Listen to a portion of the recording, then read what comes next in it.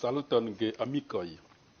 Hodiaŭ la informoj nin kondukas en Afrikon, precize en Malion, kie okazis militista puĉo merkredon la 19 de aŭgusto. Poste ni atingos Usonon por la tago kvara de la Demokrata Konvencio, en kiu Joe Biden sin taksas kiel garantiulo de la valoroj de Ameriko. En Rusio, la rusaj kuracistoj rifuzas eventualan evakuadon de la kontraŭulo Aleksej Navalny ekster London. En Eŭropo, la lukto kontraŭ COVID-19 kvaranteno fonto de streĉiĝo. Francio, piedpilko la Ligue 1 rekomencas sub minaco de la pandemio. Kiel jam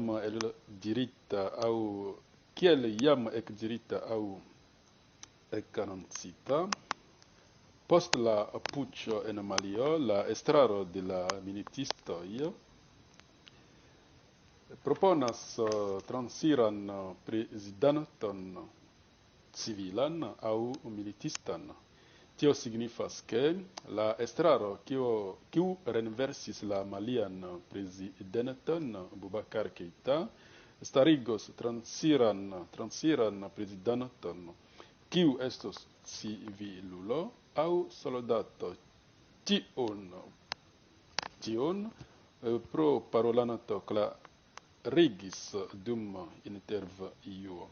En Usono, Joe Biden, kiu estas la candidato por la Blanka Domo, formale akceptis la kandidatigon fare de la Demokratia Partio ĵaŭdon vespere.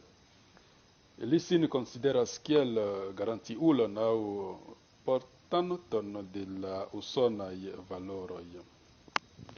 Pri sana aŭ simple politika decido, en Rusio, la kuracistoj en siberia hospitalo, kie la rusa kontraŭulo Aleksej Navalny estas kuracata, la kuracistoj rifuzis sian translokadon ekster London, precize en Germanujon, pro sia malstabila stato.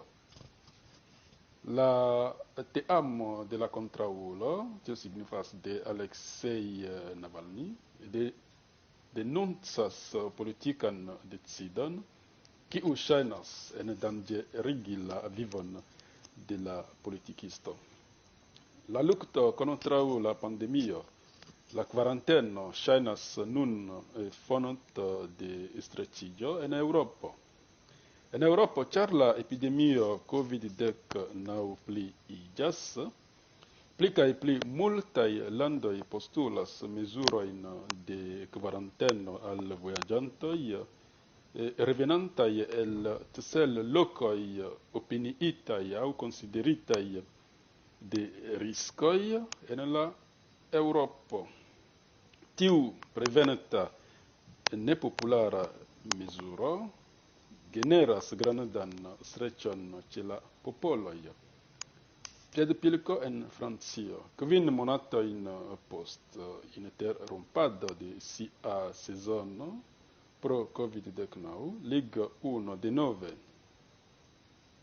Ligue 1 denove eliris vendredon sub la sano superrigardo dum improvisa malferma matĉo inter la Girondins kaj Nantes. La anonco pri koronavirusaj kazoj en la marsejlaj vicoj faras ke oni prokrastis la kunvenon jam planita inter Omo kaj Saint-Étienne ĝis septembro.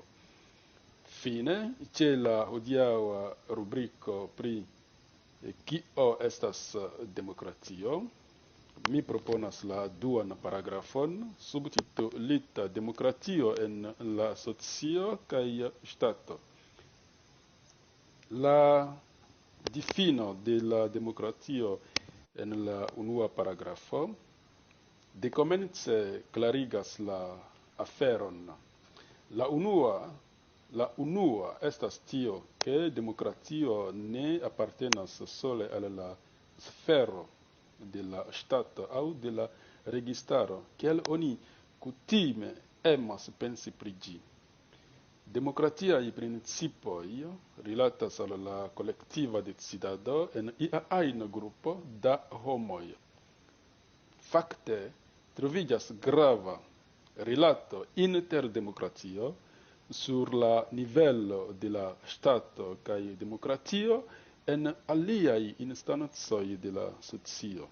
Tamen, ĉar la ŝtato estas la plej inkluziva homa grupo, kun la rajto reguligi la aferojn de la socio kaj de la socio kiel tuto, kun la povo kolekti devigajn impostojn kaj la povo pri vivo kaj morto super siaj anoj, demokratio sur la ŝtata nivelo estas de kerna graveco. Tial ni okupiĝos plejparte pri la demokratieco de la ŝtata regado. Ĉi lasta punkto estas la fino de la hodiaŭaj sciigoj ĝis la venontaj informoj. Saluton geamikoj. Hodiaŭ la informoj nin kondukas en Afrikon, precize en Malion, kie